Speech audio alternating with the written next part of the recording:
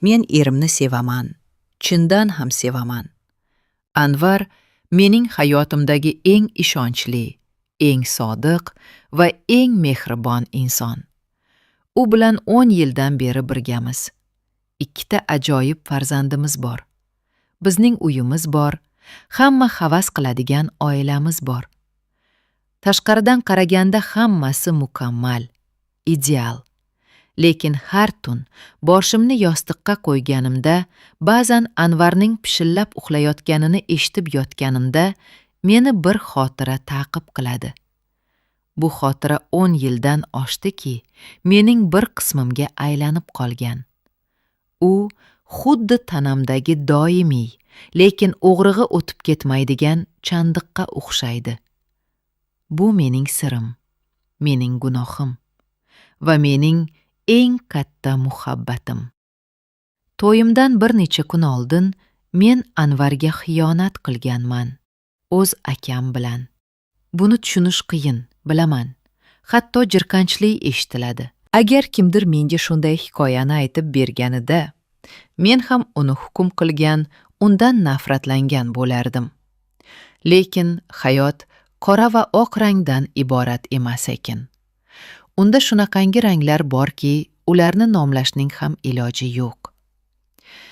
Mening akam Sanjar bilan o'rtamizdagi munosabat hech qachon oddiy aka-singil munosabati bo'lmagan. Biz bir-birimizga shunchaki qarindosh emasdik. Biz bir butunning 2 yarmi edik. Hammasi bolalikdan boshlangan. Ota-onamiz ish bilan juda band bo'lishardi. Sanjar mendan 5 yosh katta. Men uchun u shunchaki aka emas, ota ham, ona ham, eng yaqin do'st ham edi. Esimda, kichkinaligimda yiqilib tizzamni shilib olganimda, onamga chopish o'rniga Sanjarning oldiga yig'lab borardim. U meni ovutar, yaramga dori surtib qo'yardi. Kechalari momaqaldiroq bo'lganda, qo'rquvdan uning karavotiga kirib olardim. U meni quchoqlab, hammasi yaxshi bo'lishini, u meni hech kimga xafa qildirib qo'ymasligini aytardi. Uning bag'rida o'zimni dunyodagi eng xavfsiz joyda his qilardim. Uning hidi, ter va bolalar sovunining aralashmasi men uchun xotirjamlik timsoli edi. Biz birga katta bo'ldik. Maktabda meni kimdir xafa qilsa, Sanjar paydo bo'lib meni himoya qilardi. U menga velosiped uchishni, daraxtga chiqishni o'rgatgan. Darslarimni tayyorlashga yordam berardi. Mening barcha sirlarim unga ayon edi. Uning sirlari esa menga. Biz soatlab gaplashib o'tirishimiz mumkin edi. Hamma narsa haqida va hech narsa haqida. U mening fikrlarimni gapirmasimdan oldin o'qiy olardi. Men esa uning kayfiyatini bir qarashda sezardim. Oramizda so'zlar bilan ifodalab bo'lmaydigan bir rishta bor edi. Boshqalar uchun biz shunchaki ahil aka-singil edik. Lekin ichkarida, qalbimizning tub-tubida bu undan ham chuqurroq edi. Buni o'zimiz ham anglamasdik yoki anglashni istamasdik. O'smirlik davrimda yigitlar bilan uchrasha boshladim. Lekin hech biri bilan munosabatim uzoqqa bormasdi. Chunki men ularning hech biridan Sanjardan topgan o'sha tushunishni, o'sha himoyani, o'sha yaqinlikni topa olmasdim.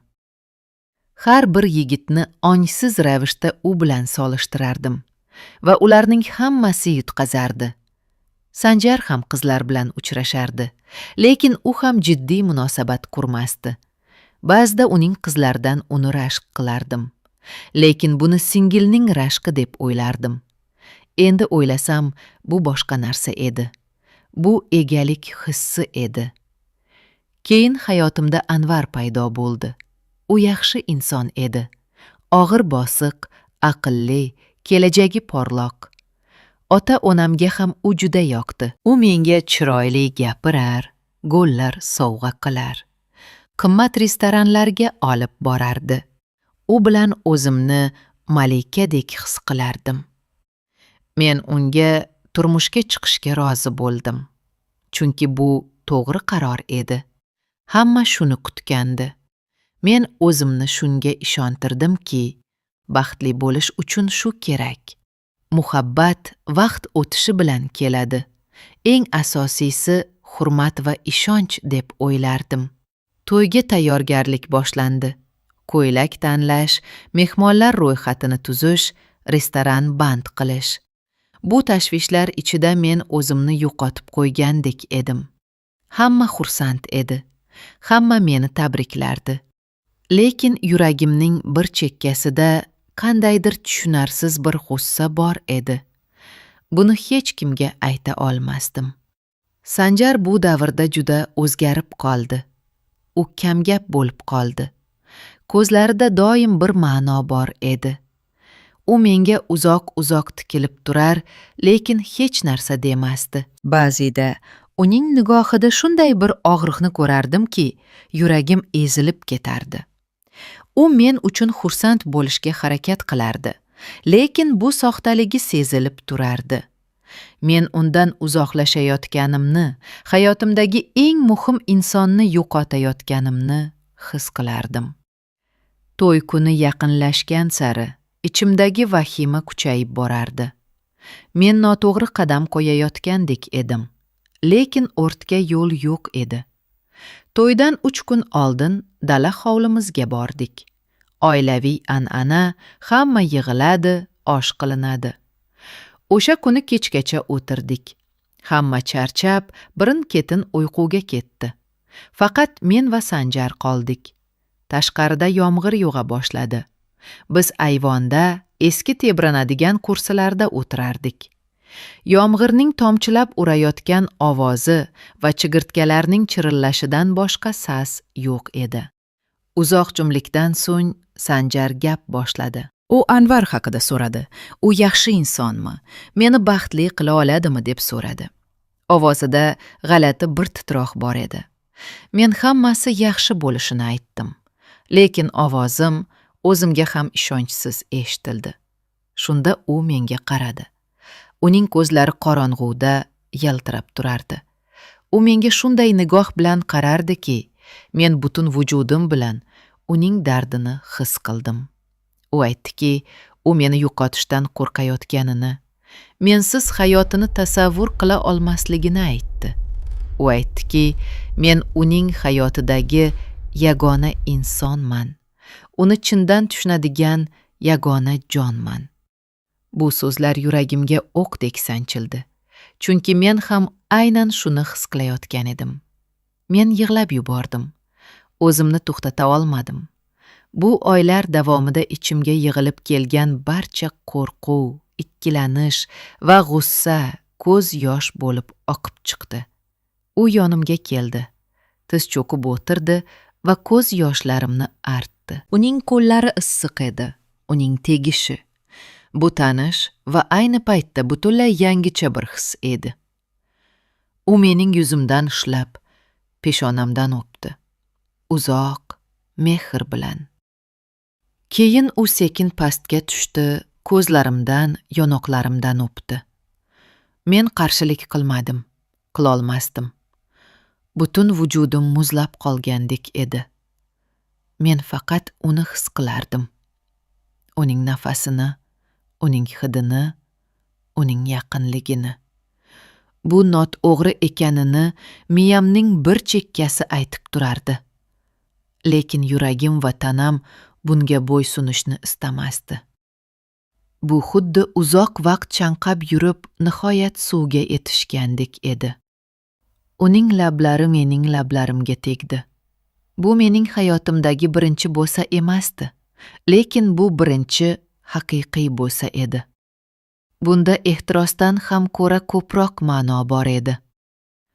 Bunda yillar davomida aytilmagan so'zlar, yashiringan hislar, sog'inch va umidsizlik mujassam edi. Bizning butun bolaligimiz, butun o'tmishimiz shu bir lahzada jamlangandek edi. Men uning bo'ynidan quchoqlab oldim va unga javob qaytardim. Dunyo to'xtab qolgandek edi. Faqat yomg'irning ovozi va bizning yurak urishimiz eshitilardi. Keyin u meni ko'tarib oldi va uyga olib kirdi. Mening xonamga. U meni ehtiyotkorlik bilan karavotga yotqizdi. U mening ko'zlarimga qarab turardi, go'yo ruxsat so'rayotgandek. Men hech narsa demadim, faqat unga tikilib yotdim. U mening kiyimlarimni yecha boshladi. Har bir harakati mayin, ehtiyotkor edi. U meni xafa qilib qo'yishdan qo'rqayotgandek edi. Men unga yordam berdim. Uning ham kiyimlarini yechdim. Bizning yalang'och tanalarimiz bir-biriga tekkanda butun vujudimni elektr toki urgandek bo'ldi. Bunda uyat yoki noqulaylik yo'q edi. Faqatgina aql bovar qilmaydigan darajadagi yaqinlik va bir-biriga tegishlilik hissi bor edi. U mening butun tanamni o'pardi, silardi. U mening har bir nuqtamni bilardi. Uning qo'llari va lablari menga tanish, lekin ularning tegishi mutlaqo yangi, hayajonli edi. Bu jarayonda shoshilish yo'q edi. Biz bir-birimizni o'rganayotgandek edik. Go'yo birinchi marta ko'rishib turgandik. U mening qulog'imga shivirlardi. U meni qanchalik sevishini, mensiz yashay olmasligini aytardi. Uning so'zlari musiqadek eshitilardi. Men ham uni sevishimni aytdim va bu haqiqat edi. O'sha lahzada men dunyoda undan boshqa hech kimni sevmasligimga amin edim. Bizning yaqinligimiz, buni tasvirlash uchun so'z topish qiyin. Bu hayvoniy ehtiros emasdi. Bu ikki ruhning qo'shilishi edi. Bunda shu qadar mehr, shu qadar ehtiyotkorlik, shu qadar og'riq bor ediki, u menga shunday nazokat bilan yaqinlashdiki, men hech qanday og'riqni his qilmadim. Faqatgina to'liqlikni, bir butunlikni his qildim.